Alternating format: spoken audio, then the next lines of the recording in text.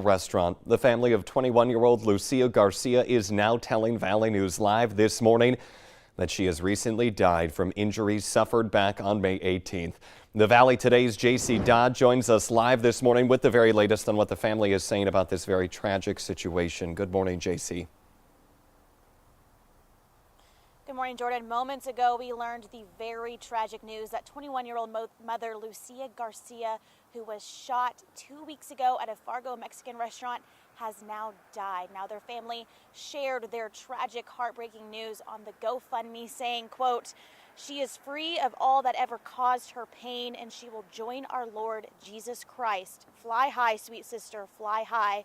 Forever our angel, forever in our hearts, until we meet again." Garcia and her 7-month-old son, Dominique, were gunned down by her fiance and the baby's father, 24-year-old Malik Gill, while eating at Plaza Azteca in Fargo on May 18th. Now, after the shooting, police say Gill stole a car, led police on a high-speed chase in Clay County, where he crashed and later shot himself. Now, Jordan, last Tuesday, the family shared a grim update saying after a CT scan, Garcia's things were not looking great for her.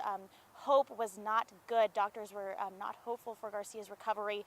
And today we have learned that she has now died from those injuries from that shooting. Now, baby Dominique, her 7-month-old son, was also shot in the stomach, thigh, and hand. But Jordan, he is expected to be okay. So it is a very sad day in Fargo after this 2 weeks long.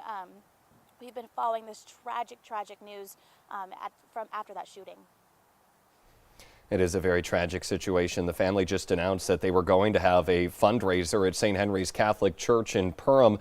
Unsure if that is happening, but we will look into that and keep everyone updated on the very latest. J.C. Dodd reporting in front of Sanford in South Fargo. Thank you. New this morning, one man is in the Devil's Lake jail after police say he stole a car with 2 children inside. It happened Saturday evening around 5 at the Hardee's restaurant. The vehicle was left running and unlocked while that victim went into the restaurant to obtain some missing items. Police then arrested 32-year-old Gulid Farah of Columbus, Ohio. Nearby a short time later, the children were alarmed. Thankfully, they were not hurt. One man is dead, another seriously injured, and a third is in jail on drug charges related to a fatal crash on the I-29-94 tri-level in South Fargo. The Highway Patrol says a driver towing a car dolly yesterday pulled over on the shoulder of the northbound ramp because of a problem with the trailer. Both he and a passenger were out of the vehicle between them and the trailer when a car driven by Shandy Cordner of Clitheroe, Minnesota, smashed into the trailer and then pushed it into the 2 men. One of them is dead. The other is seriously hurt. Cordner was then arrested for meth possession. Additional charges are now pending.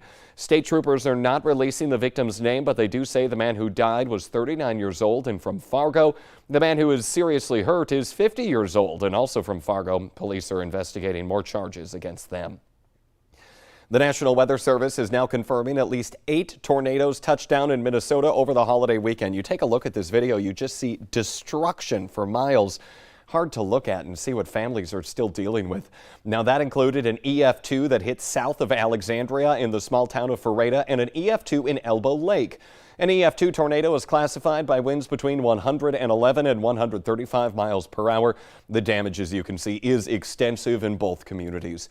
Thankfully, this morning, some calmer weather out there, although we might feel the wind a little later on. Lisa Green is in with the very latest. Good morning, Lisa. Good morning. It is a nice quiet start. A lot of us enjoying sunshine, especially in the Southern Valley. This is our view, though, in Devil's Lake. You can see more clouds moving into this area. And Northern Valley, you're more likely to see that and maybe even some sprinkles as the day goes on. Currently in Fargo, we have sunshine, 49 degrees. It's 48 in Grand Forks and in Thief River Falls. Bemidji enjoying some sun at 49, and it's 48 in Devil's Lake and in Fergus Falls. So this is a little warmer than yesterday to start off our day today.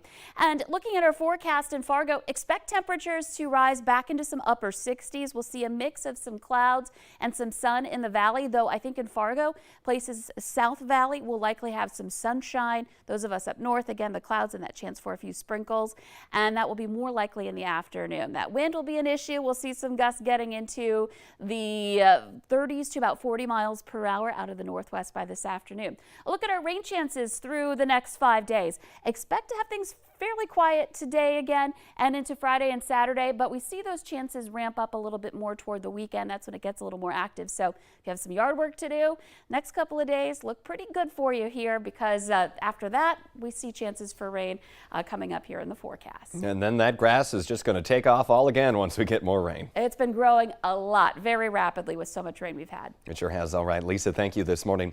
6:56 now. The man who shot President Ronald Reagan in 1981 will soon be a free man. A federal judge ruled yesterday John Hinckley Jr. has been scrutinized, passed every test, and is no longer a danger to himself or others. Hinckley will be given unconditional release from remaining restrictions, which include travel and internet usage. That order takes effect on June 15th. Two seniors at a South Texas high school are dead after a car crashed on their way to graduation rehearsal. Corpus Christi police say 2 other people were injured. Graduation ceremonies are still set for tomorrow afternoon. 2 chairs will be reserved for the victims, in keeping with the school district tradition of honoring deceased students. A Grand Forks man could be facing life in prison for killing a woman last fall. Ahmed Mohammed Abdullahi changed his plea to guilty yesterday and will be sentenced in September for the murder of Megan Gustafson. Police were called to the 1300 block of 8th Avenue North last September on a report of a suspicious person. Officers knocked on the apartment door and talked to Gustafson. They then left, but shortly after they heard gunshots and they saw Gustafson run onto the lawn and collapse. A Canadian man is now pleading guilty to federal charges of trafficking fentanyl that killed a Grand Forks man. Charges against 42-year-old Zwan Nayan include distributing drugs that result in serious bodily injury and death. The investigation started after an 18-year-old Grand Forks man died of an overdose. A Moorhead man is facing drug and child endangerment charges following a raid at a Southside home. Look what they found. Police found 500 fentanyl pills worth $15,000, $20,000 in cash and a handgun while executing a search warrant on Tuesday in the 1300 block of Belsley Boulevard. An infant was home at the time. Maurice Bell is charged with possession of a controlled substance and child endangerment. That child is now with another family member. Designated rideshare pickup zones are one step closer to becoming a reality in downtown Fargo. If approved by Fargo City Commissioners, the zones would operate from 10 p.m. to 3 a.m. Thursday through Sunday. Rideshares will be able to park in open spots downtown to wait for their passengers. Those spots are the 600 block of NP Avenue near the old Broadway, 4th Street and 1st Avenue North near the downtown library, the 200 block of 5th Street North close to the Radisson, and 5th Street and 6th Avenue North, that's close to Cowboy Jack's. Knee-high grass and a sea of dandelions. It's not hard to tell who took part in No Mow May. Some people around town are now finally cutting their grass for the first time since last year. Michelle Foss took part in No Mow May, which entails not mowing your lawn for the entire month of May. The purpose is to give a boost to pollinators for the start of the summer. Now take a look at this video here. Police finally have their best evidence against a woman who insists she didn't drive her car on a pedestrian bridge. Happened in Eau Claire, Wisconsin. You see it right there. The security camera captures it. Happened 5:30 Tuesday morning. More cameras also show her as she drove on sidewalks. That 28-year-old woman was then arrested for DWI, driving without a license, and other violations. The Today Show and CBS Mornings are just about to start, but the Valley Today rolls on. Find us on the CW. Otherwise, have a good Thursday and stay safe.